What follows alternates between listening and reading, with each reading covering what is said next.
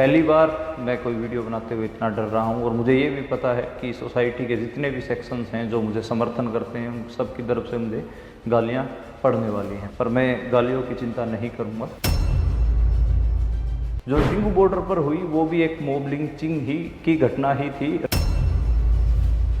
पर इस मामले में एक दूसरी राय मैं रखता हूँ। ये मान लीजिए कि अगर लखवीर सिंह ने उस दिन धार्मिक ग्रंथ की बेअदबी ना की होती, कुछ की हो और कोई और मामला निकले, तब आप क्या कहेंगे? जो अभी रफ जस्टिस के हक में जो लोग खड़े हैं, अभी तक ना तो निहंग सिंहों की तरफ से कोई ऐसे पुख्ता सबूत पेश किए गए हैं जिससे साबित हो सके कि वो दोषी थे। वहाँ पर जो तस्दीद जिनसे बात हुई वो लोग कह रहे थे कि इस आदमी को, लखबीर सिंह को बचाया जा सकता था। ये बहुत ज़्यादा खतरनाक मामला है। जब आप धार्मिक तर्क दे के किसी अपराध के कृत्य को आप बचाव करते हैं, आप उसमें इतिहास के संदर्भ और तर्क लेकर आते हैं और बताते हैं कि नहीं नहीं, जो अभी ये अपराध हुआ है ये बिल्कुल सही है, ये बहुत अच्छा हुआ। वो किसी एक इंसान या फिर वहाँ पर मौजूद 3-4 इंसानों का घटनाक्रम था, उसका पूरे सिख समुदाय से कोई लेना देना नहीं है। ये सभी सिखों ने नहीं किया, सभी सिख ऐसा नहीं सोचते हैं। हम देख रहे हैं कि इसमें जो किसान मोर्चे से जुड़े हुए नेता हैं वो स्पष्ट स्टैंड नहीं ले पा रहे हैं इस मामले में। जब उनके पास नेशनल मीडिया जाता है तब वो मॉब लिंचिंग कहकर इसकी निंदा करते हैं और ये कहते हैं कि इनका हमारे से कोई लेना देना नहीं। लेकिन जब कोई सिख चैनल या फिर पंजाब के जो चैनल्स हैं वो जाते हैं तो उनको बोलते हैं ये तो जी बेअदबी वाला मामला था, इस पर हम क्या बोल सकते हैं। तो वो दोनों हाथों में लड्डू रख रहे हैं। जो नेशनल मीडिया से जुड़े हुए दलित पत्रकार हैं, सामाजिक कार्यकर्ता हैं, वो इस मामले को दलित वर्सेस सिख बना रहे हैं। वो बोलते रहे कि देखिए, सिक्खी में तो एक दलित को एक धार्मिक पुस्तक को टच करने तक का अधिकार नहीं है। आप यहाँ पर सच बोल रहे हैं कि लखवीर सिंह दलित है, लेकिन आप एक फैक्ट छुपा ले रहे हैं। वो फैक्ट ये है कि जिन्होंने उसका कत्ल किया है वो भी दलित हैं। और निहंग सिखों में आप पाएंगे कि ज़्यादातर दलित सिख ही निहंग सिख बनते हैं।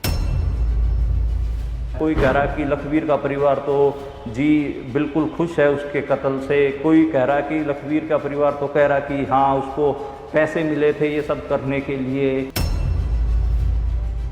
वैसे पंजाब में पत्रकारिता करना दो धारी तलवार है, ये मैं पहले ही बता दूं। तो अगर आप कोई सही बात कह रहे हैं तो कई बार कामरेड धीरे हैं वो परेशान होती हैं, कई बार पंथक धीरे परेशान होती हैं। कल को कोई भी आदमी बेअदबी का नाम लेकर कुछ लोग मिलकर एक जने को मार देंगे। अब वो आदमी तो मारा गया, उसके पास ना अपनी बेगुनाही साबित करने का कुछ रहेगा। जो मारने वाले हैं उनको भी कोई सबूत देने की ज़रूरत नहीं है, क्योंकि उन्होंने बता दिया है कि उन्होंने कितना महान काम किया है। कल को किसी को भी आप मार दें और आप बोल दें कि इसने तो गीता की, इसने कुरान की, इसने धार्मिक ग्रंथ की बेअदबी की है, इसने तो ये काम किया है। नमस्कार, सत श्री अकाल, आदाब। मेरा नाम मनदीप पूनिया है और मैं एक पत्रकार हूं। आज मैं आपसे एक जो घटना हुई है सिंगू बॉर्डर पर, जिसमें एक लखवीर सिंह नाम के शख्स को मार दिया गया, उसकी लाश को वहां पर सिंगू बॉर्डर पर लटका दिया गया था बैरिकेड के। उसकी मौत के ऊपर मैं कुछ आपसे बात करना चाहूँगा। पहली बार मैं कोई वीडियो बनाते हुए इतना डर रहा हूँ और मुझे ये भी पता है कि सोसाइटी के जितने भी सेक्शंस हैं जो मुझे समर्थन करते हैं उन सब की तरफ से मुझे गालियाँ पड़ने वाली हैं, पर मैं गालियों की चिंता नहीं करूँगा। मैं आपसे फैक्ट्स और तथ्यों पे बात करूँगा कि जिन पर बात होनी बहुत ज़्यादा ज़रूरी है। सिंगू बॉर्डर की जो घटना है वो बेसिकली रफ जस्टिस उसको बोलते हैं और वो मॉब लिंचिंग की घटना है। दुनिया में 3 तरीके की मॉब लिंचिंग्स हमें देखने को मिलती हैं। एक ब्लैक्स की हमें मॉब लिंचिंग्स देखने को मिलती हैं जो अमेरिका में बहुत ज़्यादा 19वीं सदी में और 20वीं सदी में प्रचलित थी। और दूसरी चोरी, जब कोई चोर पकड़ा जाता है उसकी मॉब लिंचिंग हम देखते हैं, या फिर बच्चा चोरी की घटनाएं, या फिर गांव देहात में जो चोर पकड़े जाते हैं उनके मार मार कर उनकी हत्या हम देखते हैं।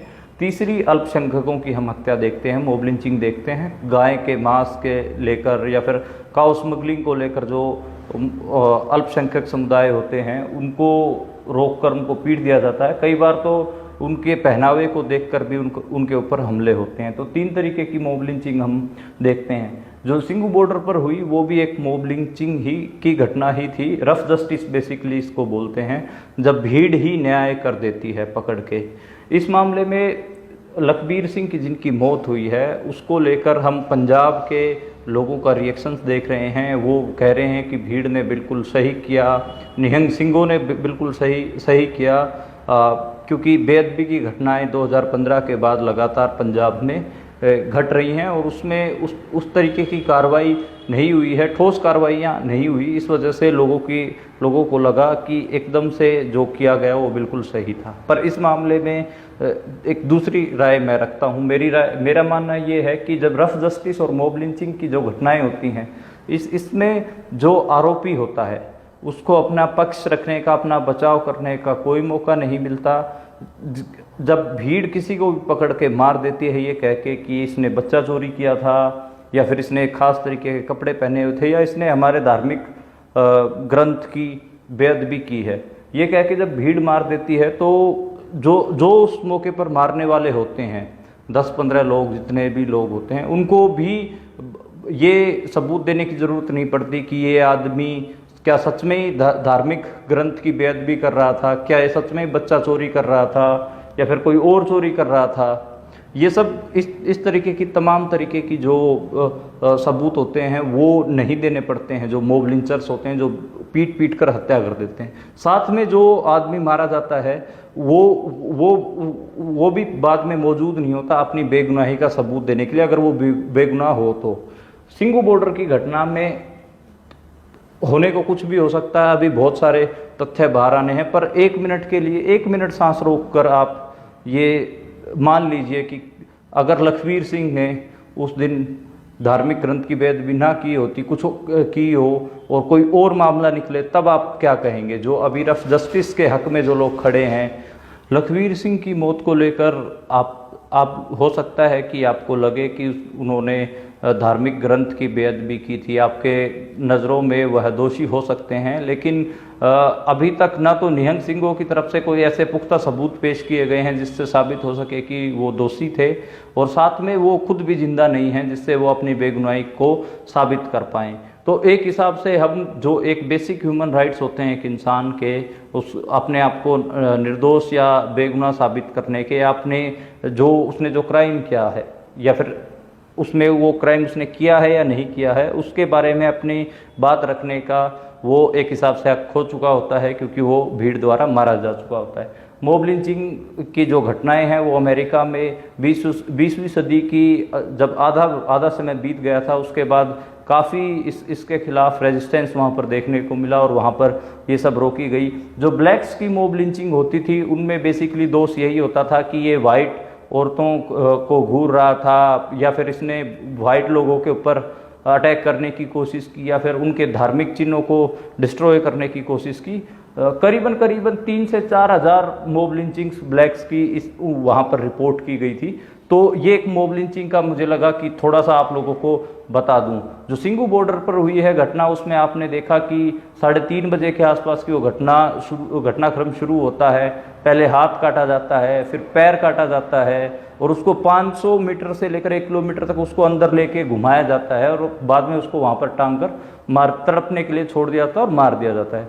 वहाँ पर जो तस्मदीद जिनसे बात हुई वो लोग कह रहे थे कि इस आदमी को, लखबीर सिंह को बचाया जा सकता था, लेकिन कोई भी निहंग सिंघों के सामने, और खासकर ये मामला उन्होंने ये कहा कि ये बेअदबी का मामला है, तो किसी ने भी बीच में उनसे बात नहीं की। एक बुजुर्ग थे वहाँ पर जिन्होंने कोशिश की थी कि इसको अब कम से कम आप अस्पताल तो ले जाइए, आपने जितनी बड़ी सज़ा देनी थी वो दे दी है, लेकिन उन्होंने उस बुजुर्ग किसान को हड़का दिया। तो ये एक बेसिकली घटनाक्रम है। दूसरी बात आती है धर्म से आपराधिक गतिविधि का बचाव और पूरे धर्म का अपराधीकरण। ये जो मामला है ये थोड़ा सा बहुत ज़्यादा खतरनाक मामला है। जब आप धार्मिक तर्क दे के किसी अपराध के कृत्य को आप बचाव करते हैं, आप उसमें इतिहास के संदर्भ और तर्क लेकर आते हैं और बताते हैं कि नहीं नहीं जो अभी ये अपराध हुआ है ये बिल्कुल सही है, ये बहुत अच्छा हुआ, इस तरीके के तर्क देकर आप उसका बचाव करते हैं, मुझे लगता है कि वो सही नहीं है। दूसरा है पूरे धर्म का अपराधीकरण।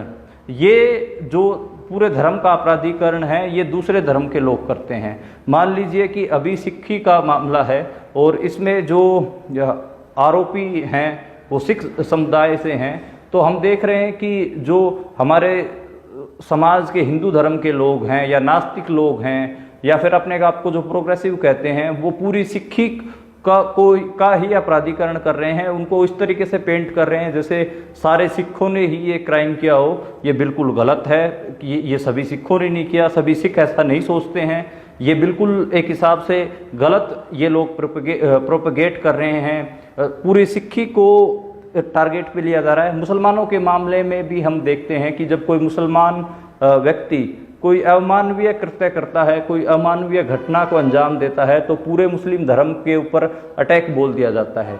जो हमारे देश के बहुसंख्यक समुदाय हैं, नास्तिक हैं या फिर इस तरीके के जो लोग हैं जो अपने आप को प्रोग्रेसिव बताते हैं, वो पूरे के पूरे धर्म को टारगेट पर ले लेते हैं, जो कि सही नहीं है। इस मामले में हम देख रहे हैं कि सिख समुदाय के लोगों को और सिख धर्म को लोगों ने टारगेट पर ले रखा है, उसको बदनाम करने की कोशिश कर रहे हैं, जो कि बिल्कुल गलत है। ये बिल्कुल भी सही नहीं है। किसी भी पूरे धर्म का अपराधीकरण बिल्कुल गलत है। उसको सारे के सारे धर्म को अपराधी बताना ये वाकई में ही बहुत ज़्यादा गलत है, बहुत ज़्यादा। इसकी जितनी निंदा हो सके उतनी कम है। ये असल में जो अल्पसंख्यक समुदाय होते हैं, जब उनका हम अपराधीकरण करते हैं तो हम जो बहुसंख्यक समाज है उसको उकसावा दे रहे होते हैं उन अल्पसंख्यक समुदाय के ऊपर हमला करने का। तो ये इतना बड़ा अपराध है, ये आप बिल्कुल भी मत करिए। आप किसी भी धर्म के खिलाफ मत लिखिए और किसी भी पूरे धर्म को आप अपराधीकरण मत करिए। वो किसी एक इंसान या फिर वहाँ पर मौजूद 3-4 इंसानों का घटनाक्रम था, उसका पूरे सिख समुदाय से कोई लेना देना नहीं है और ना ही पूरे सिख समुदाय ने उस घटना को अंजाम दिया है। तो ये वाकई में बहुत गलत हो रहा है, ये रुकना चाहिए। एक जो अगली बात है, दोनों हाथों में लड्डू, सभी की हाँ में हाँ मिलाना। हम देख रहे हैं कि इसमें जो किसान मोर्चे से जुड़े हुए नेता हैं वो स्पष्ट स्टैंड नहीं ले पा रहे हैं इस मामले में। वो एक हिसाब से अपने आप को इधर भी रखना चाहते हैं और उधर भी रखना चाहते हैं। वो हर तरीके के स्टेटमेंट दे रहे हैं। जब उनके पास नेशनल मीडिया जाता है तब वो मॉब लिंचिंग कहकर इसकी निंदा करते हैं और ये कहते हैं कि इनका हमारे से कोई लेना देना नहीं। लेकिन जब कोई सिख चैनल या फिर पंजाब के जो चैनल्स हैं वो जाते हैं तो उनको बोलते हैं ये तो जी बेअदबी वाला मामला था, इस पर हम क्या बोल सकते हैं। तो वो दोनों हाथों में लड्डू रख रहे हैं, बल्कि जो जिस तरीके का आदमी जाता है उस तरीके की बात वो लोग बोल देते हैं। नोट इन माई नेम, ये नोट इन माई नेम का ट्रेंड हम देखते हैं कि जब धर्म का सहारा लेकर कोई आपराधिक गतिविधि की जाती है तो उस धर्म के लोग एक ट्रेंड शुरू करते हैं, नोट इन माई नेम, यानी कि हमारे धर्म का नाम लेकर आप कोई भी अपराध ना करें। इस तरीके का ट्रेंड शुरू होता है। हिंदुओं में हमने देखा है, मुसलमानों में हमने देखा है, क्रिश्चियनों में भी हमने देखा है कि जब अब धर्म का नाम लेकर कोई आपराधिक गतिविधि की जाती है तो उस धर्म के लोग नोट इन माई नेम करते हैं और बोलते हैं कि आप हमारे धर्म को बदनाम मत करिए। ऐसा अभी इस मामले में हमें बहुत कम लोग दिखे जिन्होंने कहा कि आप पूरे धर्म का अपराधीकरण मत करिए, आप बिल्कुल गलत कर रहे हैं, या फिर धर्म के नाम पर आप आपराधिक गतिविधि मत करिए। ये दोनों बात कहने वाले बहुत कम लोग हमें दिखे। दलित एंगल, सेलेक्टेड फैक्ट्स, इसमें एक अभी मैंने देखा कि जो नेशनल मीडिया से जुड़े हुए दलित पत्रकार हैं, सामाजिक कार्यकर्ता हैं, वो इस मामले को दलित वर्सेस सिख बना रहे हैं, जो कि बिल्कुल गलत है। ये एक फैक्ट है कि लखवीर सिंह दलित फैमिली से थे। ये इसी फैक्ट के ऊपर वो पूरे दिन अपना प्रोपेगेंडा चलाते रहे। वो बोलते रहे कि देखिए सिक्खी में तो एक दलित को एक धार्मिक पुस्तक को टच करने तक का अधिकार नहीं है। ये बिल्कुल एक हिसाब से गलत है। आप सिलेक्टेड फैक्ट्स का इस्तेमाल कर रहे हैं। आप यहाँ पर सच बोल रहे हैं कि लखबीर सिंह दलित है, लेकिन आप एक फैक्ट छुपा ले रहे हैं। वो फैक्ट ये है कि जिन्होंने उसका कत्ल किया है वो भी दलित हैं। बेसिकली उस जत्थे में निहंग सिख्स हैं, वो ज़्यादातर दलित हैं। और निहंग सिखों में आप पाएंगे कि ज़्यादातर दलित सिख ही निहंग सिख बनते हैं। ये पंजाब के अपनी आर्थिक और सामाजिक कारण हैं वहाँ के। और तो जो दलित एंगल ज़बरदस्ती घुसा रहे हैं वो बिल्कुल गलत है, क्योंकि जो दो लोग नारायण सिंह और जो दूसरे सरबजीत सिंह गिरफ्तार किए गए हैं वो दोनों दलित समुदाय से ही हैं। यानी कि जो जिनका कत्ल हुआ है वो भी दलित थे और जो मारने वाले हैं वो भी दलित हैं। तो ये आपका जो प्रोपेगेंडा है सिक्खी को दलित एंगल से बदनाम करने वाला, वो बिल्कुल सही नहीं है, बिल्कुल गलत है वो। एक आखिरी मैं इस पे बोलना चाहूँगा, पत्रकारिता से संबंधित है। उसमें एक जो पत्रकारिता जिस हिसाब की हुई है उसके ऊपर बातचीत में रखना चाहूँगा। एक है फेक न्यूज़ वाला। लखबीर, हम देख रहे हैं कि लखबीर के पिताजी के लखबीर के परिवार का हवाला देकर बहुत सारा मटेरियल सोशल मीडिया पर चलाया जा रहा है। कोई कह रहा है कि लखबीर का परिवार तो जी बिल्कुल खुश है उसके कत्ल से, कोई कह रहा है कि लखबीर का परिवार तो कह रहा है कि हाँ उसको पैसे मिले थे ये सब करने के लिए, वो ऐसे ऐसे लोगों से बात करता था। ये सब हम देख रहे हैं कि बहुत सारे पत्रकार लखबीर के परिवार का झूठा हवाला देकर बहुत कुछ छाप रहे हैं, जो कि बिल्कुल भी सही नहीं है, गलत है। वैसे पंजाब में पत्रकारिता करना दो धारी तलवार है, ये मैं पहले ही बता दूं। वहाँ पर आपको पंथक धीरें और कामरेड धीरें, दो प्रकार की धीरें हैं जो आपको, अगर आप कोई सही बात कह रहे हैं तो कई बार कामरेड धीरें हैं वो परेशान होती हैं, कई बार पंथक धीरें परेशान होती हैं। तो वो दोनों आपको फिर उनकी जो लोग हैं वो सक्रिय हो जाते हैं आपको गालियां देने के लिए। आजकल जो काऊ बेल्ट है जिसको हम बोलते हैं कि हिंदी जो भाषी क्षेत्र है वहाँ पर भी पत्रकारिता करना मुश्किल हो गया है, क्योंकि वहाँ पर भी दो तरीके की धीरें हमें देखने को मिलती है। और जो राइट विंग जो दक्षिण पंथी ताकतें हैं वो ज़्यादा मजबूत हो गई हैं, तो वो बिल्कुल ऐसे आपके ऊपर टूट पड़ती हैं अगर आप कुछ भी थोड़ा सा भी आप उनके खिलाफ बताने लगते हैं। तो ये थोड़ा सा है। और अभी भी मुझे पता है कि बहुत सारे लोग मुझे गालियां निकालेंगे, लेकिन इन सारे तथ्यों के अलावा मेरे पास कुछ था नहीं बताने के लिए। लेकिन ये सच है कि ये मॉब लिंचिंग की घटना है, और मॉब लिंचिंग की घटना रफ जस्टिस की घटनाएं होती हैं। कल को कोई भी आदमी बेअदबी का नाम लेकर या फिर ये बोलेगा कि इसने गीता की बेअदबी की है, कुरान की बेअदबी की है, कुछ लोग मिलकर एक जने को मार देंगे। अब वो आदमी तो मारा गया, उसके पास ना अपनी बेगुनाही साबित करने का कुछ रहेगा, ना उनको कोई जो मारने वाले हैं उनको भी कोई सबूत देने की ज़रूरत नहीं है, क्योंकि उन्होंने बता दिया है कि उन्होंने कितना महान काम किया है। तो ये एक खासी गड़बड़ चीज़ है रफ जस्टिस वाली। तो रफ जस्टिस को और मॉब लिंचिंग को लेके हमें बात करनी पड़ेगी, और ये कोई तरीका नहीं है, ये कोई सलूशन नहीं है कि आप कल को किसी को भी आप मार दें और आप बोल दें कि इसने तो गीता की, इसने कुरान की, इसने धार्मिक ग्रंथ की बेअदबी की है, इसने तो ये काम किया है, इसने तो बच्चा चोरी कर लिया था, इसने तो रेप कर दिया था। तो ये सब रफ जस्टिस की जो घटनाएं हैं, मॉब लिंचिंग की घटनाएं हैं, इनको हम बिल्कुल भी जस्टिफाई नहीं कर सकते हैं, और ये कोई रास्ता भी नहीं है। मैं इन्हीं शब्दों के साथ आपसे विदा लेना चाहूँगा। अगर कोई मेरे से गलती हुई इस सब पूरे मामले में आप लोगों को ये समझाते हुए, तो उसके लिए माफ़ी रहेगी। हाँ, एक आखिरी बात और मैं बोलना चाहूँगा, वो है पॉलिटिकल करेक्टनेस की चाशनी। सभी को इसकी बहुत ज़्यादा जल्दी है, तथ्यों पर कोई नहीं जाना जाता, सब सिलेक्टेड तथ्य उठाते हैं और अपनी पॉलिटिकल करेक्टनेस के हिसाब से उनको चला देते हैं। जैसे कुछ लोगों का काम है सिर्फ सिखों पर हमला करना, वो वही काम करेंगे। कई लोगों का काम है कि वो किसी अल्पसंख्यक समुदाय के ऊपर हमला करना, वो कुछ सिलेक्टेड तथ्य उठाएंगे और वही काम करेंगे। तो ऐसे लोगों से भी हमें बचना चाहिए।